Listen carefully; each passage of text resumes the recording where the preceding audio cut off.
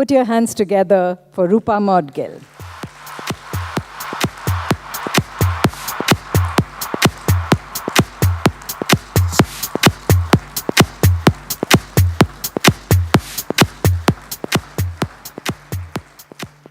Jahnavi Phalkey has a very interesting resume. She is director of Science Gallery in Bangalore. She's working at the cusp of humanities and science.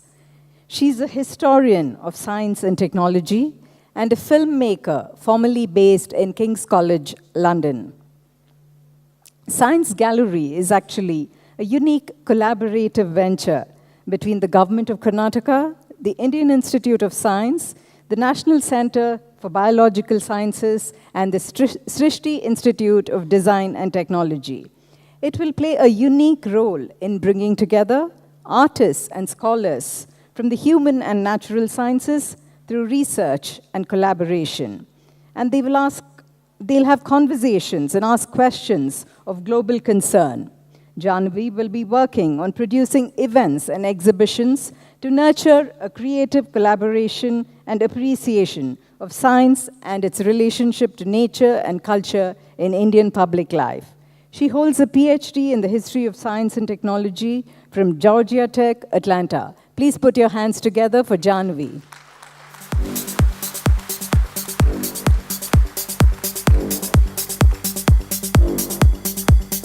Chandra is Chief of Bureau South for ET Now. She also editorially leads and anchors a daily show called ET Now Startup Central, the only daily show on startups and entrepreneurship on Indian television. She has tracked technology for over 7 years and has broken some of the most interesting stories on large, medium, and small IT companies. Prior to ET Now, she worked in the Economic Times newspaper out of Chennai for 2 years, where she tracked IT, auto, and family-owned enterprises. Chandra has a bachelor's degree in journalism from MOP Vaishnav College in Chennai. Put your hands together to welcome Chandra. Over to the panelists.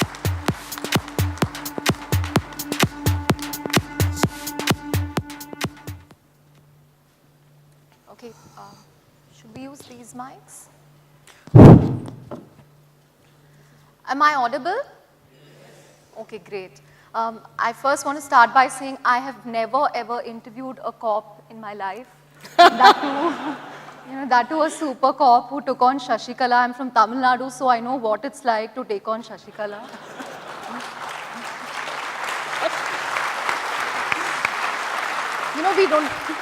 We don't even say Shashikala in Tamil Nadu. We just say Mannargudi Mafia and then everybody shuts up.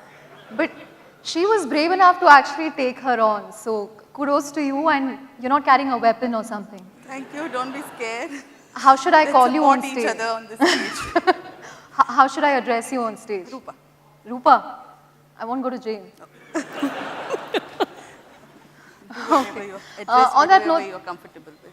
Sorry? Whatever way you're comfortable with. Okay, whatever way okay, I'll take the risk and say Roopa. Okay. Okay, still a little scared. But thank you so much. And we have a very special panel, 3 women representing 3 very diverse streams. You have a career diplomat, you have a super cop, and you have Jahnavi, a very creative person who's trying to create a very different space in Bangalore called the Science Gallery. It's going to open up in 2021. And the theme for this panel is really the changing definition of power and leadership in the 21st century. And how women are an emerging force. Unfortunately, we are 20 years into 21st century and women are still emerging. I don't know when we will emerge fully.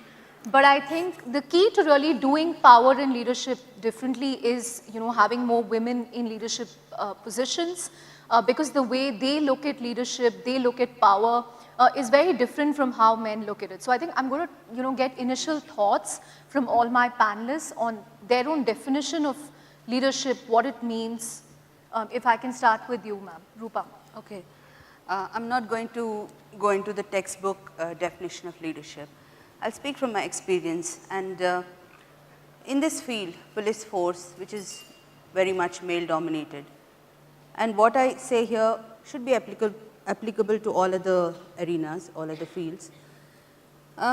I would call them first generation. The first woman to get into IPS was in 1972. That is a leadership position, IPS. So the first two generations, I term it as the first generation. And they were really entering the man's forte, and they did not know, they were confused. They were grappling with the term leadership. So what they were supposed to do, how they were supposed to behave, how they were supposed to carry on, and ensure their effectiveness in the man's world was something that they were grappling with. So some adopted ways and means just like the men. They thought that is the best way to compete with men, become strong like them, aggressive, assertive, go-getters. And in some way, they also adopted small, those nitty-gritty ways and mannerisms that a man behaves, same like that of a man. Now, after this, there came the second generation, the next 2 decades, maybe 90s and in the millennium, 2000, 2001 and onwards, who said, no, we don't need to be like a man in man's world to prove ourselves. Am I audible? So they thought, we bring as women the warmth, the caring, the kindness, the emotional intelligence into work field. We need not behave like men. We will be women bringing all the feminine qualities, and we will go on.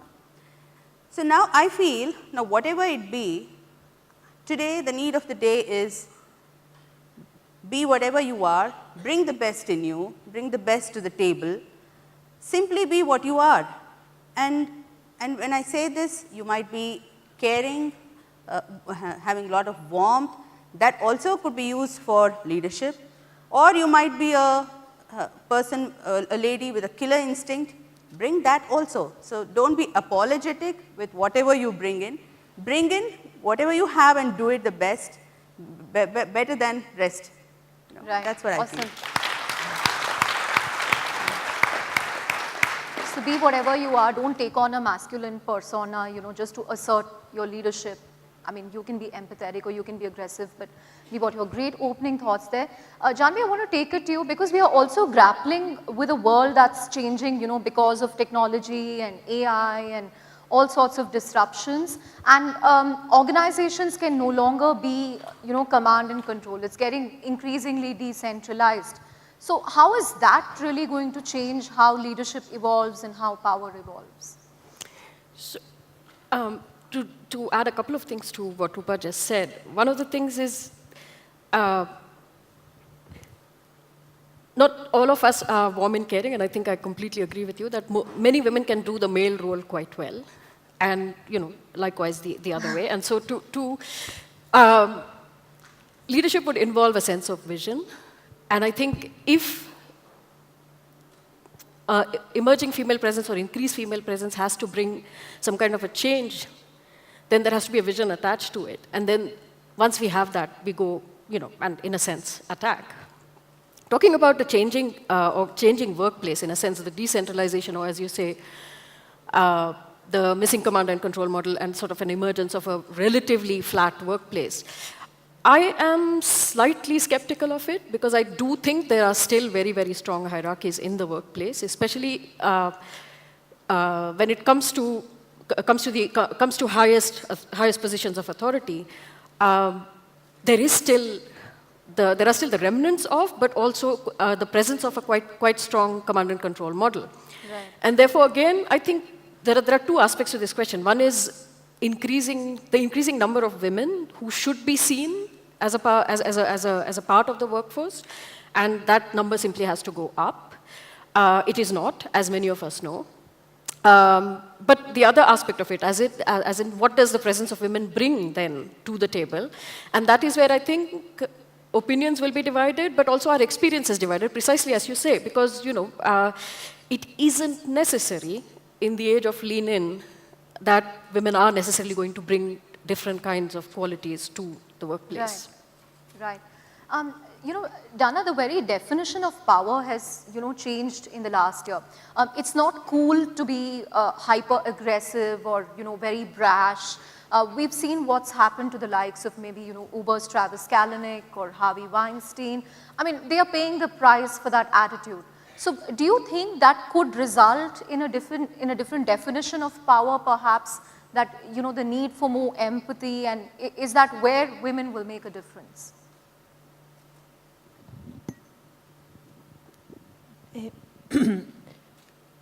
I think that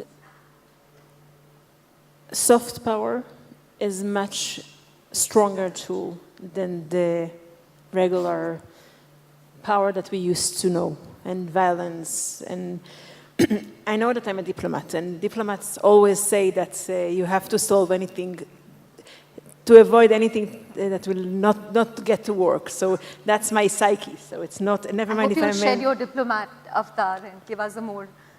Yeah, I have to, I'll try to be objective beyond that, but it's like, that's it's like, right. It's a kind of a Pavlovian approach. It's automatic. I can't control it.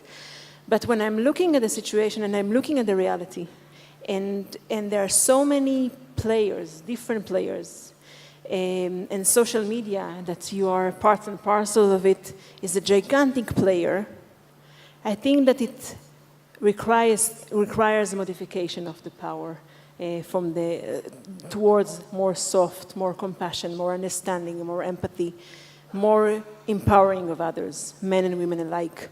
And I do know that in my history as my career, women that were my bosses empowered me and show me how you can be embracing while professional, while powerful, while smiling. Everything is valid. You don't have to be only very assertive, less aggressive. In Israel, we have a tendency to be aggressive or to be ultra assertive because we are very blunt. There is an expression in Hebrew called chutzpah. We will tell in your face what we think. It can be very hurtful. But I think that it's a strength if you are utilizing in the right dosage and combining it with soft power. I think it's a much better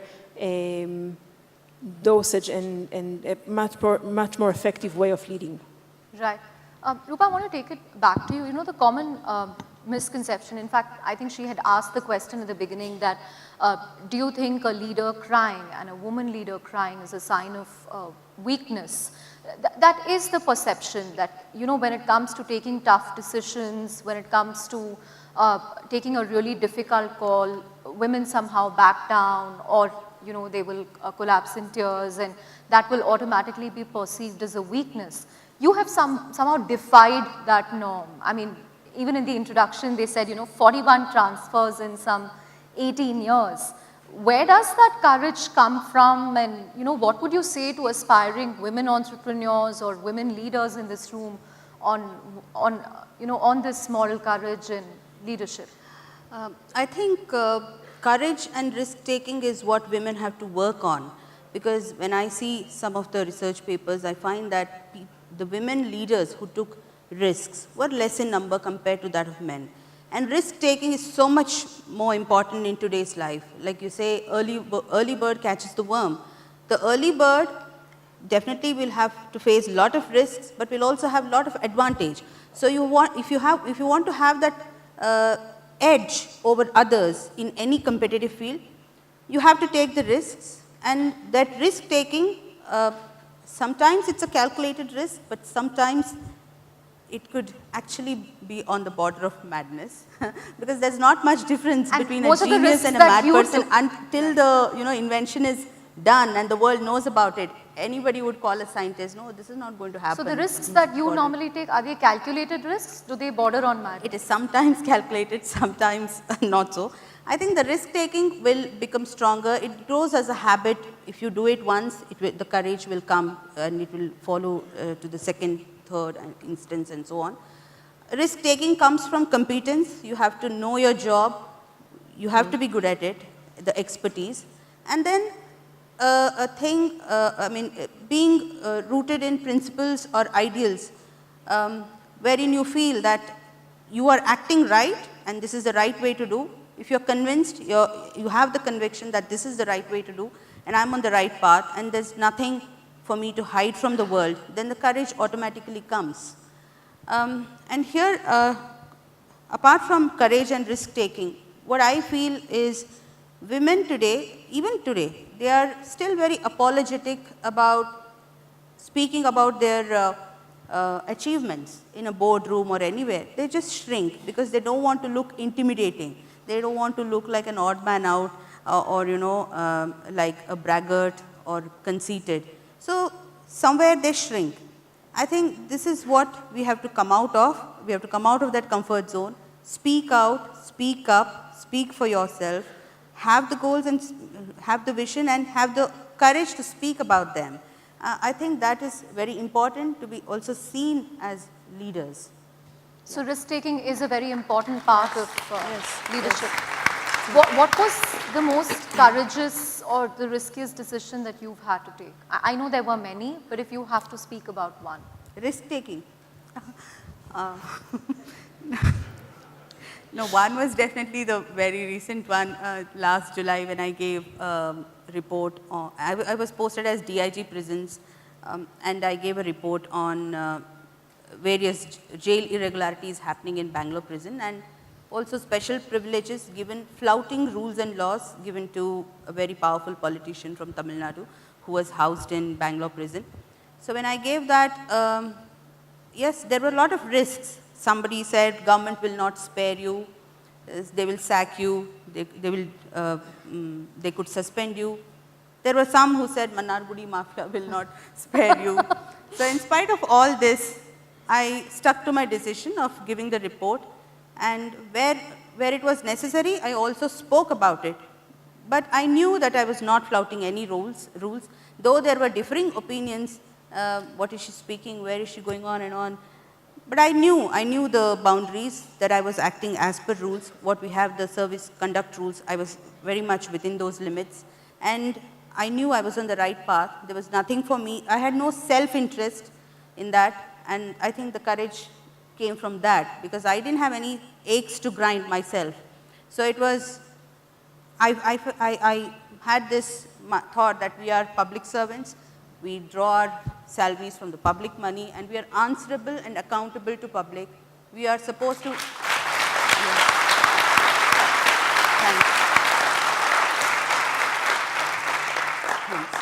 we are supposed to act in a manner transparent and that's what I did. That was one. Very recently I wrote, since you're asking me incidents, very recently, I think 4 days ago, last Friday, I wrote an article on, it's about policing system. It came in Times of India, all editions, editorial page on Friday across the country. And though there was a lot of applause by the public and retired police officers, there were a lot of brickbats from my own community, my own service mates. Because this, when you speak out things, there is bound to be some reaction. Of course, it's organizational versus societal conflict that we often face. So people who felt that we should not speak out openly about... And is it tougher because you're a woman leader who's speaking out? Did they say, as a woman you should be more careful?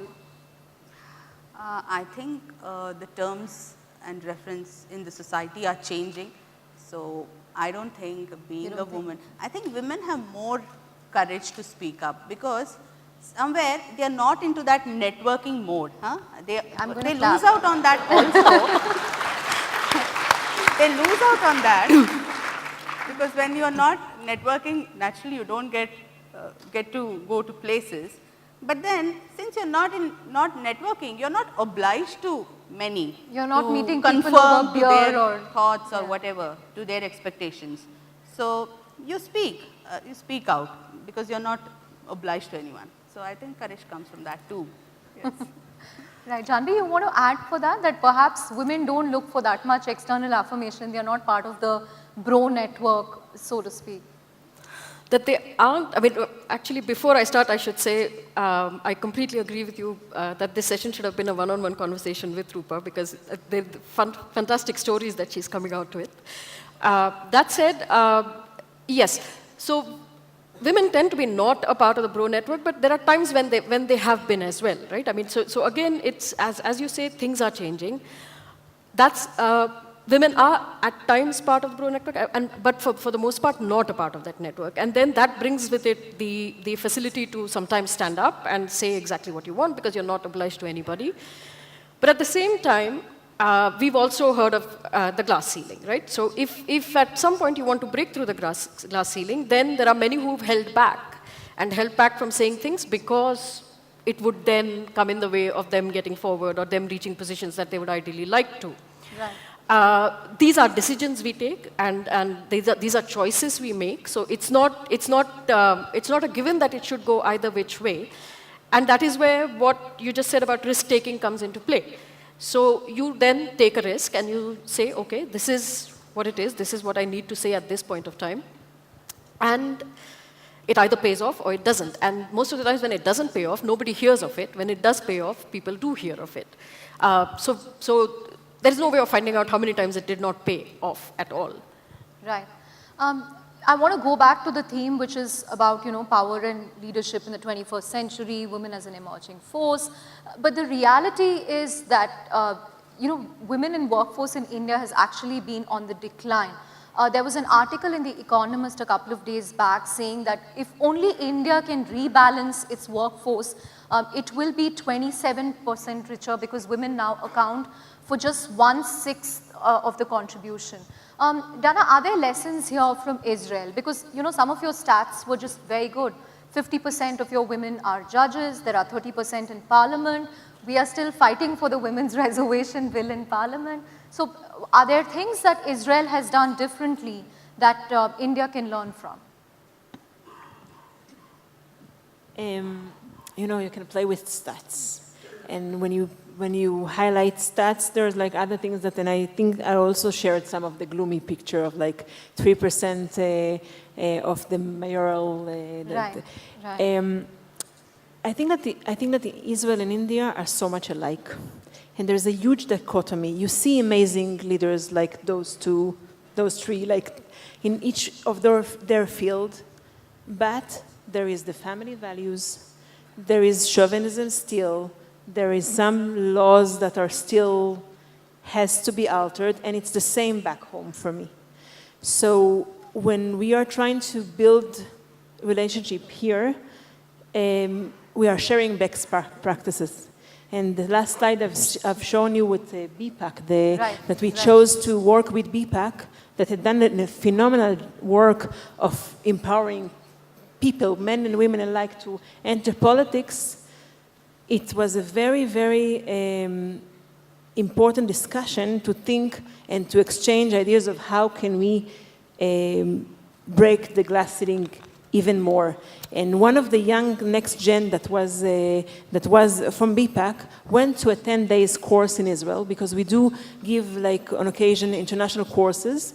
And it was a course on empowering of women to enter politics. And it was an international course, because the only way is that we need to compare notes and we need to share experiences, because there's no place that has it all, and there's no place that has nothing. Right. So if I'm looking at, yes, there are challenges in India, yes, but there are challenges also in Israel, and we are trying to balance and to bridge between the values of family and the values of our heritage and religion that plays a big role of bringing both our nations to where they are, while trying to enter a new set of rules of game that will empower people, men and women alike, to reach their maximum and to be at their best. Right. To add on to that, sure. I generally, when I see on Twitter, Twitter profiles of Western men, those in Europe and USA, now they say proud father to 2 sons or 2 daughters or whatever, and then proud husband and so on. So they take pride in the fact that they are the father and doing the fatherly role, probably also meaning that they are helping the woman in household chores. And I don't see such epithets or the phrases in the Indian men's profile. So, though this whole thing of helping women in household chores is a new concept even in the West, they have embraced it, they are embracing it more and more day by day. It is still a concept which has to sink into men's psyche in India. When I say you have to change power and the way we do power and leadership, which is today's topic, I think we have to look at the cultural changes and self-individualist changes at the individualistic level and organizational level. So when I say cultural changes, it's like, don't tell your girls to get married first and then do whatever they want in life. No, it doesn't happen that way. So tell them that they can do everything just as a man, as a boy. So don't discriminate and give them goals. I think women grow up with this kind of notions. They always feel we are the secondary bread earners. Even when they are in the workforce, they feel my husband is earning, I'm just contributing more to the family. So that they kind of take a secondary role. They assume that, okay, we are not so important, we are not the primary ones. Let us sit back. I think this attitude is what makes women take a back step in leadership positions. And just see the mobility. When you when you are getting promoted and assuming more and more better and better leadership roles, you also need to go from one place to another, probably from one city to another, go and attend conferences and so on. So this mobility is very restricted. How many women really think of changing cities just for their own sake? They feel, no, when the husband goes, I will go. I don't want to go do it for myself. Because women somehow tend to be more grounded with children, family, and that is the reality. But somewhere I think this concept can change if men also give a helping hand. I think we have to change this at the cultural level. Right. In fact, you've given me the cue for my next question. Because, while we are talking about women as an emerging force, there was an article last week in a paper that spoke about why Indian women don't want to work.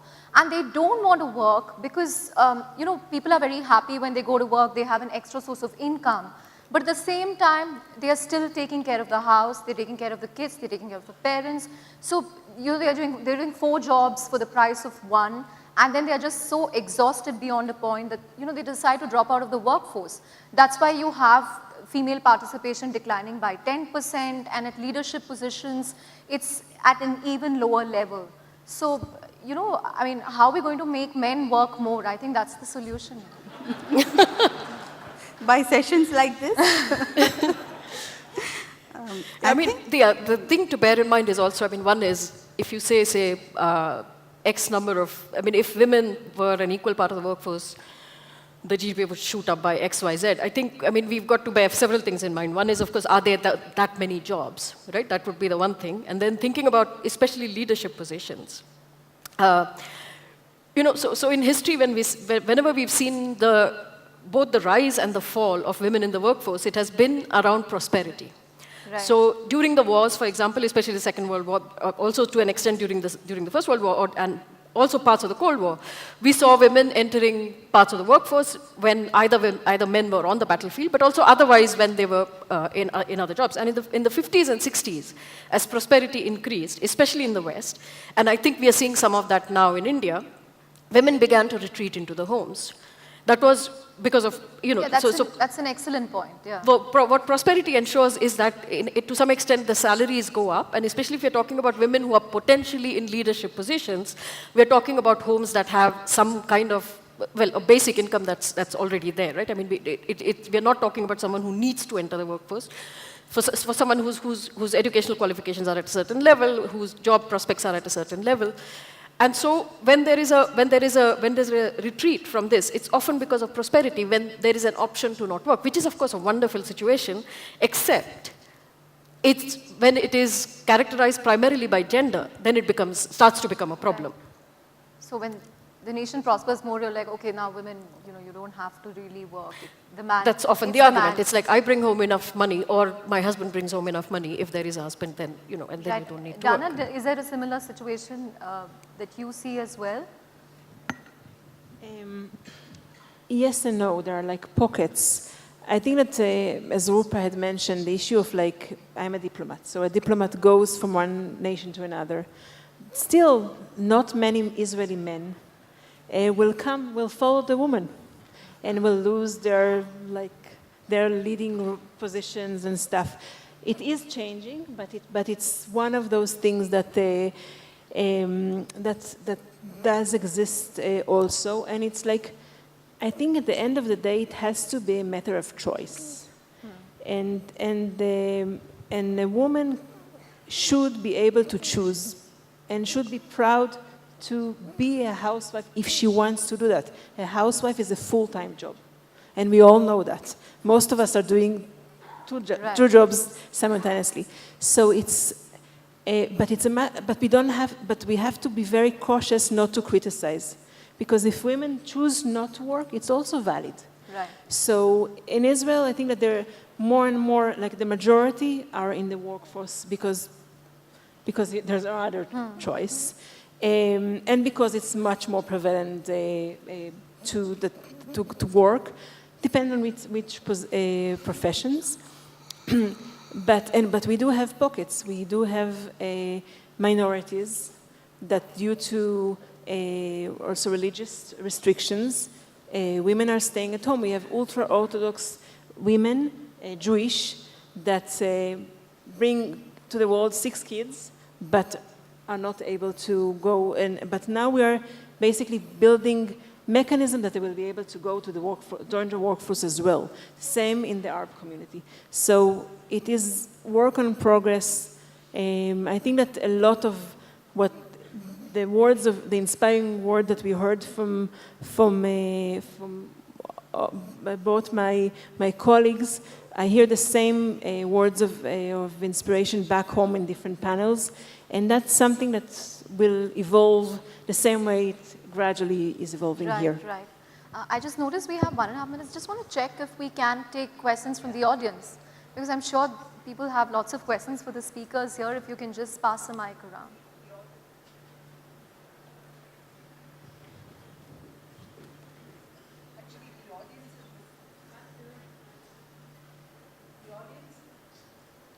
The audience has been waiting patiently to ask questions since morning. Sure. We've not been able to do Q&As.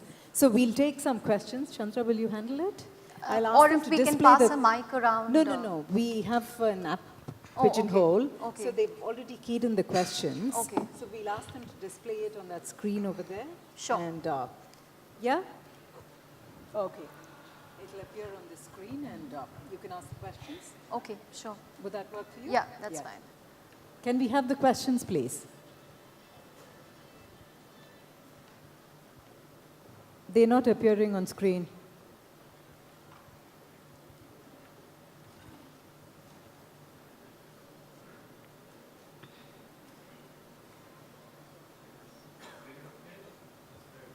Yeah. Chandra, the questions are in the back.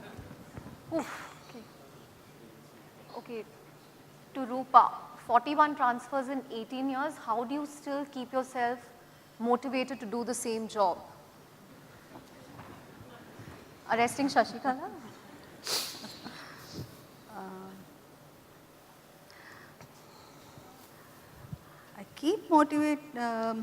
I motivate myself because, I mean, it's like it's a dream job that I'm in. I always wanted to be an IPS, and come what may the circumstances, I feel I have the right skills to be here and I can do a difference. So this is what I tell myself and keep going. And unlike, I should say one more thing, unlike the private, the corporates where you are assessed for your capabilities, whether we want it or not. In government, it's the other way. It's time-bound promotion, and So being in the government also has a lot of restrictions. You can't do really Right. whatever you want, but it comes with limitations. But then, yes, I mean, I don't know, I have already covered it in my words. So I just keep motivating myself. I say it every day. It's like you have to say it to yourself every day that you can do a difference, you can do a difference. I mean, you can do that. So that is self-fulfilling prophecy. It works for all. Yeah. Right, great. Any more questions? Take more. Okay, women power and women safety are the two powerful contradictory topics. How do you think, what will it take to supersede first over second? Women power, women's safety are the Oh, two dear. powerful contradictory topics. Does it mean you're not don't- safe I if don't- you're in power? contradiction. I don't think it is contradictory at all. If you're seen as a powerful woman, I think you'll be safe. So and powerful women can do a lot of difference, positive difference to women's safety. So they can bring about women's safety, and they can be role models. They can inspire, motivate many, and in the field also, when you are seen as somebody influential, powerful, people will listen, and you can do a lot of difference in the area of women's safety too. So they are not contradictory. That's They my actually opinion. complement each other. No, I think, Roopa, what people are asking is, I mean, there are horrendous things that are happening to women in this day and age as well, and you know how we as women can make this world a safer place for women. Oh yes, I understand. Where you perceive the world as unsafe, how do you forge ahead? That's what probably you meant. Means, given the unsafe circumstances prevalent in society, how do you still go and on this I feel, see, many corporates have this restriction on working hours that is probably to ensure safety of women. But I think somewhere it, though it ensures women's safety, it somewhere also reduces your chances somewhere to forge ahead, because you are seen as somewhere protected and therefore not and somewhere dependent, and therefore not really having that guts or courage to grit and determination. It somewhere works out that way, but I think if you are really motivated from inside, nothing can stop us. And these things that the conditions are not safe for women to go out and work, I think they are really a myth. There are instances where you find that women are not safe, they are reported in the media, you read them. But I would say largely women in this country travel alone to places of work every day in lakhs together, in that number. They go to places of entertainment alone, they go to places of worship, wherever alone. So I think this should not bog us down. We should not be discouraged by this factor, and have confidence, and you can do it. All right. Confidence, risk-taking, we've got so many lessons in power and leadership today, but on that note, I'm afraid it's time to call a wrap to the session. Thank you so much for being a patient and engaging audience. We hope it helped you with many insights, and thanks again so much to all our speakers.